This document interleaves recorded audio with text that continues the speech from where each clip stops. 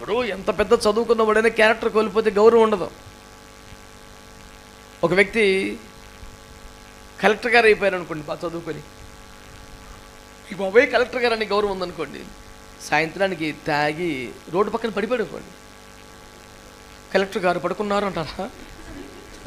ఆడేవాడు తాగి పడున్నాడు అక్కడ, పోయింది వాల్యూ క్యారెక్టర్ లేకపోతే.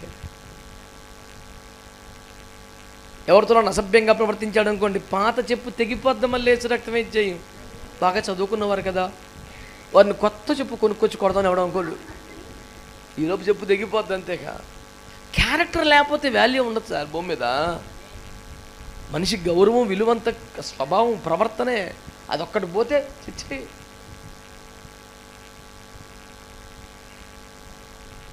అందుకని ఇంగ్లీష్లో ఒక సామెత ఉంటుంది, ఏమంటారు, if money lost something last, if health lost something last, character lost everything last అంటారు. డబ్బు పోయితే కొంత పోయినట్టు, ఆరోగ్యం పోతే ఇంకొంత పోయినట్టు, క్యారెక్టర్ పోతే మొత్తం పోయినట్టు.